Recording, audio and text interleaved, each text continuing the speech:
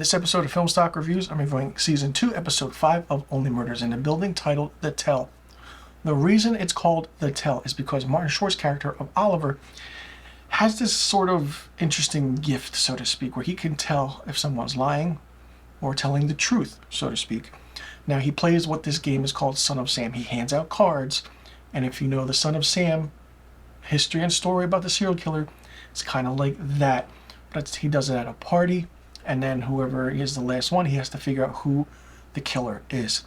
Not only that, Jan, who the bassoonist, Charles meets her in prison and tells Charles that the killer could be an artist and trying to compose the crime scene in a certain way to finish telling a story and framing Mabel.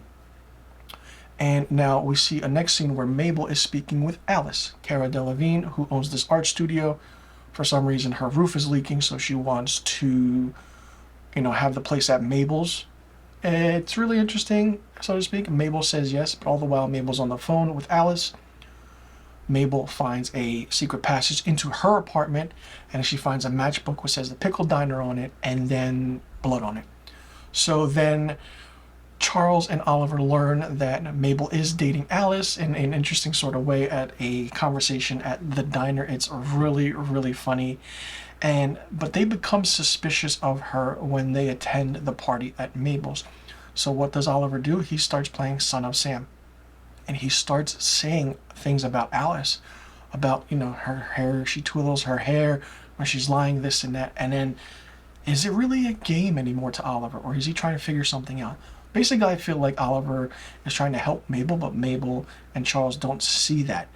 And the interesting thing is that by the end of the game, he declares Alice the murderer and asks a bunch of annoying questions to her, only for her to actually figure out, yes, this is that happening, this is going on, and forcing her to reveal that she lied about certain things about her life and everything, and that she doesn't even study art, and it's just a thing that she wanted to do.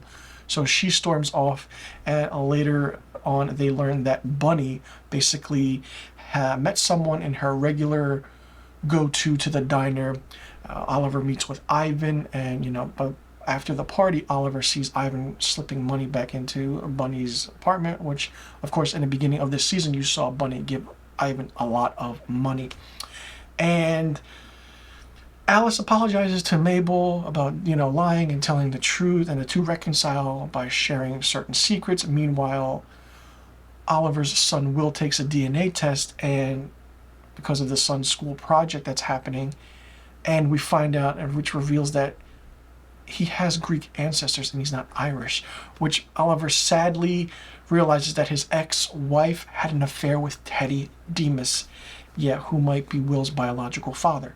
And if you didn't know, Teddy Demas is Nathan Lane. It was an interesting episode, very well written. There is a nice scene between Steve Martin's character Charles and Jan are in the prison. It's a side-by-side edit where it looks like they're actually speaking to one another, but they're in different places. It's really fun. This character of Oliver was really prominent in this episode. It was really story-driven with Oliver and Martin Short. Martin Short really has a great range of acting. He's funny. He is dramatic at times, and you could tell that Mabel and Charles took a back seat to Martin Short's character in this, which is really, really good.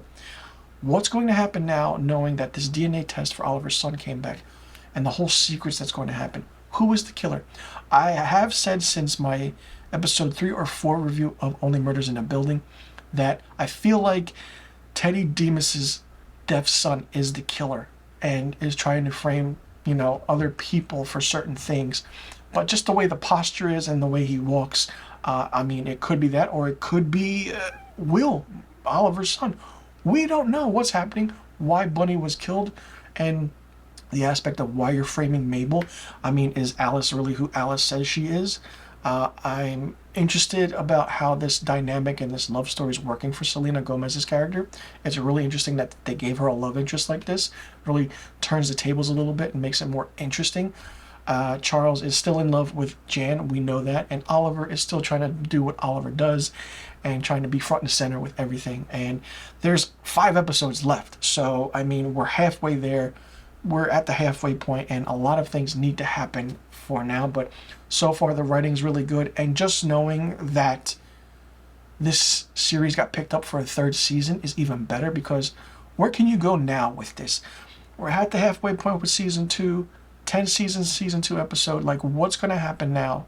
Will they solve this murder, or will it continue into the next season? A lot of questions need to be answered and asked, and who's going to be the surprising person that did this? It's really well done, and I love the writing, and I'm excited to see what happens with the rest of this season, and I'm also excited for season 3, because all 3 actors of Steve Martin, Martin Short, and Selena Gomez playing Charles, Oliver, and Mabel respectively are really phenomenal. They have great chemistry, and it's really, really fun to see. And if you like true crime podcasts, murder mysteries, this is a show for you to watch.